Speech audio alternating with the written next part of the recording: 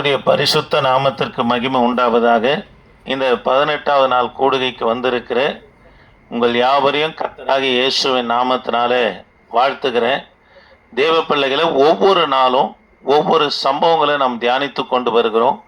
பட்டணங்கள், மலைகள், ஆபிரகாமை தேவன் அழைப்பதற்கு முன்பதாக அவர் வணங்கி வந்த அந்நிய தெய்வங்கள், இது போல பல காரியங்களை குறித்து போன 17வது உபவாச கூடுகையில் பண்டிகை நாட்களில் கட்டப்படுகிற வரிகளை குறித்தெல்லாம் தியானித்து கொண்டு வருகிறோம். இன்றைக்கு சீமோன் என்கின்ற ஒரு மாய வித்தக்காரனும் பிற்பாடு யூதருக்குள்ள காணப்பட்ட ஒரு கள்ள தீர்க்கதரிசி அவன் எலிமா, இன்னொரு மாய வித்தக்காரன் அப்போஸ்தலர் நடபடி புஸ்தகம் 13ஆம் அதிகாரம் 6ஆம் வசனத்தில் பர்சு என்கின்ற இவர்களை குறித்து தான் நாம் தியானிக்க போகிறோம். குறிப்பாக இந்த மாய வித்தக்காரன் சீமோனை குறித்து தான் இன்றைக்கு தியானிக்க போகிறோம். இவனுடைய முழு பேர் சீமோன் மாகு என்று இவனுடைய முழு பேர். ஆனால் வேதத்தில் என்னன்னு கொடுக்கப்படுதுன்னா மாய வித்தக்காரனாகிய சீமோன் என்று நம்ம கொடுக்கப்படுது. மொழி பேர் என்ன பேர்? சீமோன் மாகு என்று பெயராக இவனுக்கு இருக்கிறது. தேவ பிள்ளைகளே, அப்போஸ்தலர் நடபடி புஸ்தகத்தில் அநேகர் கர்த்தரை விசுவாசித்து ஏற்றுக்கொள்ளுகிற அந்த அதிகாரத்தில் நீங்கள் 25ஆம் வசனத்தில் வாசித்து பார்ப்பனா, எத்தியோப்பிய தேசத்திலிருந்து வந்த ஒருவர் கர்த்தருடைய ஆலயத்தில் பணிந்து கொண்டு திரும்பி போகும்போது ஞானஸ்தானம் எடுத்து பெற்றுக்கொண்டு போகிறத நம்ம பார்க்குறோம். அப்பேற்பட்ட ஒரு அதிகாரம் எதுன்னா அப்போஸ்தலர் நடபடி புஸ்தகம் 8ஆம் அதிகாரம். அநேகர் விசுவாசித்து இயேசுவை சொந்த ரட்சகரை ஏற்றுக்கொள்ளுகிற ஒரு அதிகாரமாய் காணப்பட்டாலும் கூட இதில் மாய வித்தக்காரனாய் காணப்படுகிற இந்த சீமோன் மாகு குறித்து நம்ம வாசிக்கிறோம். வாசிக்கலாமா? பாருங்க, அப்போஸ்தலர் நடபடி புஸ்தகம் 8ஆம் அதிகாரம் 9லிருந்து வாசிக்கலாமா? சீமோன் என்று பெயர் கொண்ட ஒரு மனுஷன் அந்த பட்டணத்திலே மாயவித்தக்காரனாய் இருந்து தன்னை ஒரு பெரியவன் என்று சொல்லி சமாரியா நாட்டு ஜனங்களை பிரமிக்க பண்ணி கொண்டிருந்தான். கவனிக்கலாம், இவன் தன் மாய வித்தையினால தன்னை ஒரு பெரியவனை போல காண்பித்து சமரியாவில் இருக்கிற எல்லா ஜனங்களையும் பிரமிக்க பண்ணின நிமித்தமாக 10ஆம் வசனத்தில் தேவனுடைய பெரிதான சக்தி இவன்தான் என்று பெரியோர்களும் சிறியோர்களும் இவன் சொல்லுகிற எல்லா வார்த்தைக்கு என்ன பண்ணா செவி கொடுத்தார்கள் என்று சொல்லி பார்க்கிறோம். திரும்ப சொல்ற தேவ பிள்ளைகளே, சமரியாவில் இருக்கிற எல்லாரையும் இவன் அந்த மாய வித்தையினால என்ன பண்ணா பிரமிக்க பண்ணுகிறான். இதனால இவன் தான் தேவனுடைய பெரிதான சக்தி என்று சொல்லி சிறியோர் பெரியோர் எல்லாரும் இவன் என்ன பண்ணா, அதாவது இவனுடைய வார்த்தைக்கு செவி கொடுத்து வந்தாங்க. பாருங்க, இவன் அநேக காலமாக தன்னுடைய மாய வித்தையினால பிரமிக்க பண்ணி கொண்டு இருந்தான். அதனால ஜனங்க என்ன பண்ணாங்கன்னா 11ஆம் வசனத்தில் இவனை மதித்து வந்தாங்க. ஏன்? இவன் தேவனுடைய பெரிதான ஒரு சக்தி என்று சொல்லி ஜனங்கள் எல்லாம் இவனை என்ன பண்ணா மதித்து கொண்டு வந்த உடனே இந்த இடத்துல தான் பாருங்க 12ஆம் வசனம் வாசிக்கலாமா? தேவனுடைய ராஜ்யத்துக்கும் இயேசு கிறிஸ்துவினுடைய நாமத்திற்கும் ஏற்றவைகளை குறித்து பிலிப்பு பிரசங்கித்ததை அவர்கள் விசுவாசித்தபோது, பாருங்க, பிலிப்பு பிரசங்கம் பண்றார். இந்த பிலிப்பு சமரியா பட்டணத்தில் போயிட்டு பிரசங்கம் பண்றார். இயேசு கிறிஸ்து குறித்து பிரசங்கம் பண்ண உடனே அவர்கள் விசுவாசித்து புருஷரும் ஸ்திரீகளும் ஞானஸ்தானம் பெற்றாங்க. அப்போது சீமோனும் விசுவாசித்து ஞானஸ்தானம் பெற்று பிலிப்பு பற்றி கொண்டு, பாருங்க, அவனால் அடையாளங்கள் அற்புதங்கள் நடக்கிறத பார்த்த உடனே பாருங்க தேவ பிள்ளைகளே, இப்போ இவனா பண்ணனா பிரமிக்கிற மாதிரி காணப்படுகிறது. ஆமே, கவனிக்கலாம். அந்த சமரியா பட்டணத்தில் போயிட்டு இங்கே சொல்லப்படுகிற பிலிப்பு 12 அப்போஸ்தலர் வருகிற பிலிப்பு அல்ல. அப்போஸ்தலர் நடபடி புஸ்தகம் 6ஆம் அதிகாரத்தில் வருகிற பந்தி விசாரிப்புக்காரர்களை 7 பேரை தெரிந்து கொள்றாங்க. அந்த 7 பேரில் ஒருவர் பிலிப்பு. இவர் தான் என்ன பண்ணுறாருன்னா சமரியா பட்டணத்தில் போயிட்டு கர்த்தராகிய இயேசு கிறிஸ்து குறித்து பிரசங்கம் பண்ணுகிறார். இப்போ பிலிப்பு பிரசங்கித்ததை விசுவாசித்த போது ஸ்திரீகளும் அதாவது புருஷர்களும் என்ன பண்ணாங்களாம் ஞானஸ்தானம் பெற்றார்கள் என்று சொல்லி பார்க்கிறோம். இது சீமோனும் கூட இந்த மாயவித்தக்காரனும் விசுவாசித்து ஞானஸ்தானம் பெற்றான். பாருங்க, இப்போ பிலிப்பு மூலியமாக அடையாளங்கள் அற்புதங்கள் நடக்குது. எப்படி ஸ்தேவான் மூலியமாக பரிசுத்த ஆவினால் நிறைந்து அடையாளங்கள் அற்புதங்கள் செய்தாரோ, அந்த அந்த பந்தி விசாரிப்பு செய்கிற ஸ்தேவான் செய்தாரோ, அதே போல அடையாளங்கள் அற்புதங்களை இந்த பந்தி விசாரிப்புக்காரனாய் காணப்படுகிற பிலிப்பும் செய்தது நிமித்தமாய் தேவ பிள்ளைகளை இந்த மாய வித்தக்காரன் பண்ணா பெரிய அற்புதம் என்று கண்டு நபனா இப்போ இவன் பிரமிக்கிற மாதிரி நபனா காணப்படுகிறது. அல்லேலூயா. அப்படியே 14 வாசிங்கம்மா. சமாரியர் தேவ வசனத்தை ஏற்றுக்கொண்டதை எருசலேமில் உள்ள அப்போஸ்தலர்கள் கேள்விப்பட்டு, சரி கவனிக்கலாம். பிலிப்பு அங்க போன பிற்பாடு அங்கிருந்து அவர் எங்க கொண்டு வந்துட்டார்னா, ஆண்டவர் பரிசுத்த ஆவியானவர் எங்க கொண்டு வந்தார்னா எருசலேமுக்கு கொண்டு வந்துட்டார். காரணம் என்னன்னா, அங்க யாரு வருது? 25ஆம் வசனத்துல கொஞ்சம் வாசிக்கலாமா? வாசிங்க. இவ்விதமாய் அவர்கள் கர்த்தருடைய வசனத்தை சாட்சியாய் அறிவித்து சொன்ன பின்பு 27 வாசிக்கலாமா? சரி 26 வாசிக்கலாம். 26 வாசிக்கலாம். பின்பு கர்த்தருடைய தூதன் பிலிப்பை நோக்கி, நீ எழுந்து தெற்கு முகமாய் எருசலேமில் இருந்து காசா பட்டணத்துக்கு போகிற வனாந்தர மார்க்கமாய் போ என்றான். பாருங்க, எருசலேமில் இருக்கிற காசா பட்டணத்துக்கு போகிற வனாந்தர மார்க்கமா என்ன பண்ணு போ என்று. பிலிப்புடைய ஊழியம் சமரியா பட்டணத்துல எது வரைக்கும் நடக்குதுன்னா, இந்த மாய வித்தக்காரன் ஞானஸ்தானம் எடுக்கிறான். பிலிப்பு மூலியமா நடக்கிற அற்புதங்கள் அடையாளங்களை பார்த்து மாய வித்தக்காரனை பிரமிக்கிறான். அதோடு பிலிப்புடைய ஊழியம் நிற்குது. அதுக்கு பிற்பாடு பரிசுத்த ஆவியானவர் பாருங்க, கர்த்தருடைய தூதனானவர் பிலிப்பை எங்க எழுந்து போன்னு சொல்றாரு? தெற்கு முகமாய் இருக்கிற அதாவது எருசலேமில் இருக்க காசா பட்டணத்துக்கு போகிற வனாந்தர மார்க்கமாய் போ என்றார். அதே போல இவர் எழுந்து நபரை புறப்பட்டு போறாரு. 27 வாசிங்கம்மா. அந்தபடி அவன் எழுந்து போனான். அப்பொழுது எத்தியோப்பியருடைய ராஜஸ்திரியாகிய கந்தாகே என்பவளுக்கு மந்திரியும் அவளுடைய பொக்கிஷம் எல்லாவற்றுக்கும் தலைவனுமாய் இருந்த எத்தியோப்பியனாகிய ஒருவன் பணிந்து கொள்ளும்படி எருசலேமுக்கு வந்திருந்து. திரும்ப வாசிங்க அது. அந்தபடி அவன் எழுந்து போனான். அப்பொழுது எத்தியோப்பியருடைய ராஜஸ்திரியாகிய கந்தாகே என்பவளுக்கு மந்திரியும். தேவ பிள்ளைகளே, எத்தியோப்பிய தேசத்துல ராஜஸ்திரி இருக்கிறாங்க. அவங்களுக்கு என்பவளுக்கு மந்திரியும் பாருங்க, பொக்கிஷ சாலைகள் எல்லாவற்றிற்கும் தலைவனுமாய் இருந்த எத்தியோப்பியனாகிய ஒருவன் பணிந்து கொள்ளும்படி எருசலேமுக்கு வந்தான் என்று சொல்லி பார்க்கிறோம். தேவ பிள்ளைகளை, இந்த எருசலேமுக்கு வந்த இந்த எத்தியோப்பியன் யாருன்னு சொன்னா ஒரு அன்னகர்.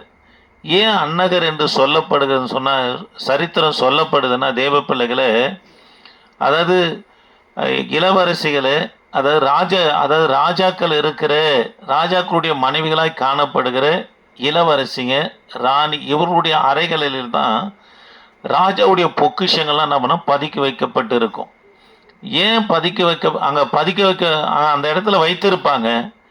ஆகவே ராணியும் பொக்கிஷங்கள்லாம் பார்த்து கொள்வதற்கு யார் அந்த இடத்துல வேலைக்கு நியமிப்பாங்கன்னா அன்னகரை தான் நியமிப்பாங்க. ஒரு சிலர் அரசாங்க வேலைக்காக விதை அடிக்கப்பட்டு தன்னை அன்னகர்களாகவும் மாற்றிக்கொள்வாங்க. ஏன் அன்னகரை அந்த இடத்துல வேலைக்கு வைப்பாங்கன்னு சொன்னால், ராணிகளுக்கும் பிரச்சனை வந்துடக்கூடாது என்பதற்காக அன்னகர்கள் என்ன பண்ணாங்கன்னா அந்த இடத்துல வேலைக்கு வைப்பாங்க. இவங்களுக்கு இனி ஒரு குடும்பம், ஒரு சந்ததின்னு உண்டாக போகிறதில்ல. ஆகவே இவங்க எதையும் திருட போகிறதில்ல, பொக்கிஷங்களும் திருட போகிறதில்ல. முழுக்க அந்த வேலைக்கு தன்னை ஒப்பு கொடுத்து என்ன பண்ணுவாங்கன்னா ராஜாவுக்கே, அதாவது பணி செய்வர்களாக, ராஜஸ்திரிக்கே பணி செய்வர்களாக யாரு காணப்படுவாங்கன்னா இந்த அதாவது அந்த மந்திரிக்கு, அதாவது அந்த பொக்கிஷ சாலைகள் எல்லாவற்றுக்கும் தலைவனாக இருந்த இந்த எத்தியோப்பியன் நம்மனா காணப்படுவான். இவன் வருஷத்துக்கு ஒரு முறை எருசலேமுக்கு வருவான். பாருங்க, இவனிடத்துல போயிட்டு அதாவது பிலிப்பு போகிறாரு. அவர் எருசலேமுக்கு வந்து கர்த்தரை பணிந்து கொண்டு போகும்போது அவர் வாசித்து கொண்டு போகிற ஏசாயா தீர்க்க தரிசன புஸ்தகத்துக்கு விளக்கத்தை கொடுக்கிறாரு. ஒருவன் எனக்கு போதிக்க விட்டால் அது எனக்கு எப்படி தெரியும் என்று சொல்லி, இதோ தண்ணீர் இருக்கிறதே, ஞானஸ்தானம் எடுக்க தடை என்னன்னு சொல்லி ஞானஸ்தானம் எடுக்கிறார். அப்போ தேவ பிள்ளைகளே, பிலிப்புடைய ஊழியம் சமரியா பட்டணத்துல எது வரைக்கும் இருக்குதுன்னா, இந்த மாய வித்தக்காரன் ஞானஸ்தானம் எடுக்கிறான். ஞானஸ்தானம் எடுத்து பிலிப்புவால நடக்கப்படுகிற அற்புதங்கள் அடையாளங்களை பார்த்து பிரமிக்கிறான். அப்போஸ்தலர் 8:13. அதற்கு பிற்பாடு தேவ தூதனானவர் எங்க கொண்டு வந்துட்டாரு? எருசலேமுக்கு கொண்டு வந்துட்டார் என்று சொல்லி 26ஆம் வசனத்தில் வாசிக்கிறோம். அதுக்கு பிற்பாடு யார் சமரியாவுக்கு போகிறார் என்று சொன்னால், சமரியாவில் தேவ வசனத்தை ஏற்றுக்கொண்டது எருசலேமில் இருக்கிற அப்போஸ்தலர்கள் கேள்விப்பட்டு 14ஆம் வசனம், பேதுருவும் யோவானையும் அவர்களிடத்திற்கு அனுப்பினார்கள். இவங்க வந்த பிற்பாடு நடக்கிற சம்பவத்தை பாருமா, 15 வாசிங்க. அப்போஸ்தலர் 8:15. இவர்கள் வந்தபோது அவர்களில் ஒருவனும் பரிசுத்த ஆவியை பெறாமல் கர்த்தராகிய இயேசுவின் நாமத்தினாலே ஞானஸ்நானத்தை மாத்திரம் பெற்றவர்களாக கண்டு. சரி, கவனிக்கலாம். பிலிப்பு மூலியமா ரட்சிக்கப்பட்டு இவங்க ஞானஸ்தானம் எடுத்து இருந்தது எருசலேமில் இருக்கிற அப்போஸ்தலர்கள் கேள்விப்பட்டு யார் அனுப்புறாங்க சமரியா பட்டணத்துக்கு? பேதுரு யோவானை அனுப்புறாங்க. பேதுரு யோவானை வந்து பார்க்குறாங்க. ஞானஸ்தானம் பெற்றிருக்கிறார்களே தவிர இவங்களுக்குள்ள என்ன இல்லை? பரிசுத்த ஆவியின் அபிஷேகம் இல்லாத பட்சத்தில் பாருங்க, அவர்கள் பரிசுத்த ஆவியை பெற்றுக்கொள்ளும்படி அவர்களுக்காக ஜெபம் பண்ணி அவர்கள் மேல் கைகளை வைத்தார்கள். அப்போது அவர்கள் பரிசுத்த ஆவியை பெற்றுக்கொண்டார்கள்.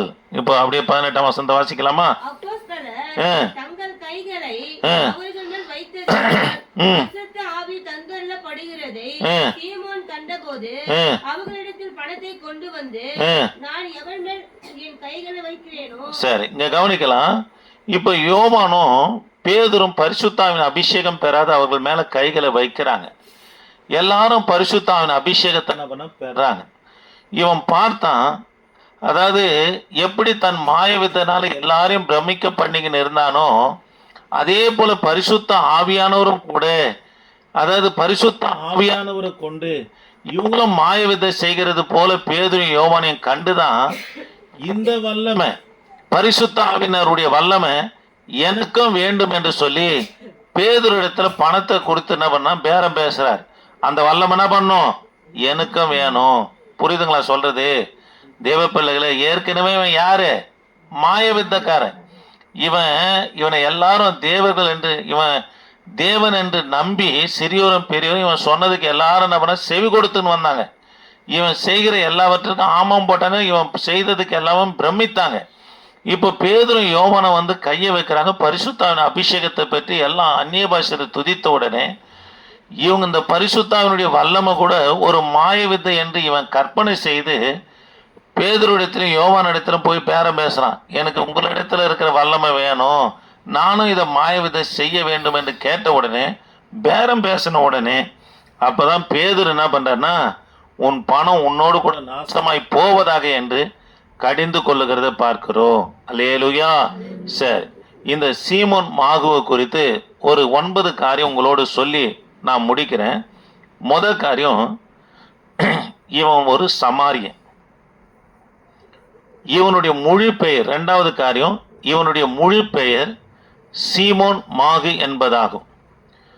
மூன்றாவது காரியம், சமாரியாவில் இருந்த ஜனங்களை மாய வித்தை காட்டி மிரட்டியே நம்மனா வைத்திருந்தான். நான்காவது காரியம், இந்த மாய வித்தையை கொண்டு இவன் ஏராளமான பொண்ணும் பொருளையும் என்ன பண்ணா அதிகமாக சம்பாதித்தவனாக காணப்பட்டான். பாருங்க, இப்பேற்பட்ட ஆளுங்க இந்த மாய வித்தை பண்றவன், அந்த சாமியாரா போகிறோம் மடம் வச்சுக்கிறவங்களாம் பார்த்தீங்கன்னு சொன்னால் கூடிய கொஞ்ச நேரத்தில் ஐஸ்வர்யங்களாக மாறிடுவாங்க. அவங்களுக்கு இந்திய அரசாங்கமே சப்போர்ட்டாக இருக்குது. நிலங்களை காடுகளை ஆக்கிரமித்து இவங்க இருப்பாங்க, அவங்களுக்கு சப்போர்ட்டாக இருக்குது. சரி, கவனிக்கலாம். இவன் மாய வித்தையினால் என்ன பண்ணா சம்பாதித்து மிகவும் என்ன பண்ண, அதாவது மாய வித்தையினால அதிகமான பொக்கிஷங்கள் என்ன பண்ணா இவன் சம்பாதித்தவனாக காணப்பட்டான். ஐந்தாவது காரியம், இவன் காலத்தில் பாருங்க கண்கட்டு வித்தைன்னு சொல்லுவாங்க. நீங்கள் மேஜிக் வந்து ஒரு சில மேஜிக் வந்து நம்ம சின்ன பிள்ளைங்கள்லாம் சொல்லித்தரோம், அது கண்கட்டு வித்தை இல்லை. ஒரு சில மேஜிக் பார்த்தீங்கன்னா கண்கட்டு வித்தை, அது ஒரு மந்திரம். ஒரு கட்சிப்பை எடுப்பான், இப்படி பண்ணுவான், அப்படியே புறாவா வந்து நிற்கும், அதை எடுத்து கூண்டில் விடுவான், அது கீக்கின்னு கத்தும். கிளியை இன்னொரு கட்சிப்பை எடுப்பான், அதை இப்படி பண்ணுவான், கிளியை மாறிடும், அதை எடுத்து கூண்டில் வைப்பான், அது கீக்கின்னு கத்தும். மண் எடுப்பான், அப்படி பண்ணுவான், சர்க்கரையாக மாறிடும், அதை ஜனங்களுக்கு கொடுப்பான், சாப்பிட்ட உடனே அது என்னவா இருக்குதான் தித்திப்பாக இருக்குன்னுவான். பாருங்க, மண்ணை சர்க்கரையாக மாத்துறானே, எதுக்கு ரேஷனுக்கு போனால் இவங்ககிட்டயே போகலாமே. இதெல்லாம் வந்து ஒரு மந்திர வித்தைங்க. அது போல மந்திர வித்தைகளை யாரு செய்தான்னா, கண்கட்டு வித்தை யாரு செய்தான்னா இந்த மாய வித்தக்காரனாகிய சீமோன் மாகு நபனா செய்து நின்றான். அது மாத்திரமல்ல, மாந்திரிக காரியங்களில் சிறந்த நபனா இவன் விளங்கின அவனாகவும் காணப்பட்டான். ஆறாவது குறிப்பு அப்போஸ்தலர் காலத்தில் அப்போஸ்தலர் நடபடி புஸ்தகம் 13ஆம் அதிகாரம் 6ஆம் வசனத்தை வாசிக்கலாமா? 13:6 அவர்கள் பாப்போர் பட்டணம் வரைக்கும் தீவை கடந்து வந்தபோது பரியேசு என்னும் பேர் கொண்ட மாயவித்தைக்காரனும் கள்ள தீர்க்கதரிசியுமான ஒரு யூதனை கண்டார்கள். பாருங்க தேவ பிள்ளைகளே, அப்போஸ்தலருடைய காலத்துல இன்னொரு மாயவித்தைக்காரனை இந்த இடத்துல பார்க்கிறோம். அவன் யாரு சொன்னா, பரியேசு கள்ள தீர்க்கதரிசி யூதன் என்று சொல்லப்படுகிற அவனுடைய பெயர் எலிமா. பாருங்க தேவ பிள்ளைகளே, இவங்களும் கூட இந்த சீமோன் மாகுவை போல அதாவது பிரபலமான மந்திரவாதிகளாக ஜனங்களிடத்தில் என்னவனா அறியப்பட்டு இருந்தாங்க. திரும்ப சொல்றேன், ஆறாவது குறிப்பு அப்போஸ்தலருடைய காலத்தில் இந்த பெயர்சு இந்த மாயவித்தக்காரனும் யூதருக்குள்ள கள்ள தீர்க்கதரிசியாக காணப்பட்ட அவனுடைய பெயர் சரித்திரத்தில் என்ன கொடுக்கப்படுதுன்னா எலிமா என்று கொடுக்கப்பட்டிருது. பாருங்க, இவங்க ஜனங்கள் மத்தியில் மாந்திரிகம் அதாவது மாய வித்தினால ஜனங்களை பிரமிக்க பண்ண வைத்து, அதாவது ஜனங்களிடத்தில் இவங்க மாய வித்தையில் பெரியார்களாக காணப்பட்டு இருந்தாங்க. ஏழாவது குறிப்பு, இவங்க பார்த்தீங்கன்னா மந்திர எண்ணெய், மந்திரம் பண்ணி நம்ம ஜெபம் பண்ணி எண்ணெய் கொடுக்குறோம் இல்லையா, அது போல மந்திர எண்ணெய்கள், தாயத்துக்கள், அதாவது மந்திரித்த கயிறுகள், சிறு சிறு சொற்பங்கள் போன்றவற்றை செய்து பாருங்க அவைகளை ஜனங்களுக்கு விற்பனை செய்துன்னு வந்தவன் யாருன்னு சொன்னா இந்த மாய வித்தக்காரன் சீமோன் மாகு என்பவனாகும். ஆமென். தேவ பிள்ளைகளே, நம்ம நாட்டில் பார்த்தீங்கன்னா இந்த மந்திரக்காரங்கிட்ட போனால் பாருங்க செம்பு தகடில் அல்லது வெள்ளி தகடில் என்ன பண்ணுவோம்னா மந்திர எழுத்துக்களை எழுதி பிரேம் போட்டு அது வீட்டு வாசலில் மாட்டு, இல்லைன்னா பூஜை அறையில் மாட்டு, அப்படி இல்லைன்னா வியாபாரம் செய்கிற இடத்துல மாட்டு அப்படின்வாங்க.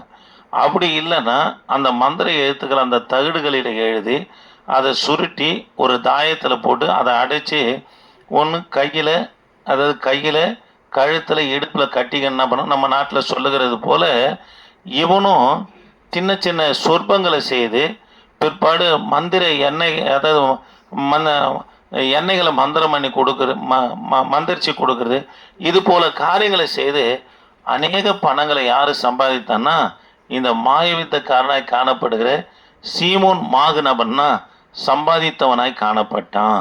ஆமென். சரி, எட்டாவது காரியம், பரிசுத்தாவின் வல்லமையை பயன்படுத்துவதும் ஆவின் வல்லமை என்று நினைத்து கொண்டான். இதுவும் ஒரு மாந்திரிகம்தான். ஆகவே தான் இவங்க கையை வச்சோன்னு, பேதுரும் யோவானும் கையை வச்சோன்னு ஜனங்கள் எல்லாம் அபிஷேகம் பெறாங்க, அதனால தான் ஜனங்க பிரமிக்கிறாங்க அப்படின்னு சொல்லி பரிசுத்தாவின் வல்லமையும் இது ஒரு மாய வித்தையை, அதாவது பேதுரு மூலியமா நடக்குது என்று சொல்லி நினைத்து தான் இவன் என்ன பண்ணுறான்னா 9வது காரியம், அப்போஸ்தலரிடத்துல பணத்தை கொண்டு வந்து பேரம் பேசுகிறான். நீங்கள் பெற்றிருக்கிற அந்த பரிசுத்தாவினுடைய மாய வித்தையை எனக்கு என்ன பண்ணுங்க கொடுங்கள் என்று பேரம் பேசுகிறான். அப்போது தான் பேதுரு சொல்கிறாரு, உன் பணம் உன்னோடு கூட நாசமாய் போவதாக என்று நம்ம சொல்லுகிறார். ஆமென். அல்லேலூயா. தேவ பிள்ளைகளே, மாய வித்தை, இந்த மேஜிக், இந்த கண்கட்டு வித்தெல்லாம் கர்த்தருடைய பிள்ளைங்க ரொம்ப விரும்பி பார்க்குறாங்க. அதை போய் நாடுறாங்க, ஒரு சிலர் நாடுறாங்க. அதெல்லாம் அங்கே தேடி போனார் ஒருத்தர். 1 சாமுவேல் 18ஆம் அதிகாரத்தில் தேடி போனார். அவர் கடைசி அவங்ககிட்டயே போயிட்டார். நரகத்துக்கு போனாரா சவுலு? அதனால் அதெல்லாம் கர்த்தருடைய பிள்ளைங்க நம்முடைய எல்லைகளில் வீடுகளில் வராதபடி ரொம்ப ஜாக்கிரதையான தவிர்க்கிற பிள்ளைகளாய் காணப்படணும். அவங்க சொல்கிறது செய்தலாம் அப்படியே நடக்கிறது போல் இருக்கிறது போல் அவன் என்ன பண்ண பாவனை காட்டுவான். இதெல்லாம் நம்ம ஆளுங்க கர்த்தருடைய பிள்ளைங்க கூட தலையாட்டி கேட்டுன்னு நம்மக்கிட்ட சொல்லுவாங்க, ஐயா நாங்கள் போனோம், அவங்க மூலியமாக சொன்னாங்க, எங்களுக்கு ஜெபம் பண்ணுறாங்க. இந்த வேலைலாம் கர்த்தருடைய பிள்ளைங்க வைத்து கொள்ளக்கூடாது. ஆமென். அல்லேலூயா. சரி, பிரமிப்பு என்ற காரியம் ஒரு 3 காரியத்தை பார்த்து நான் முடிச்சிடுறேன்.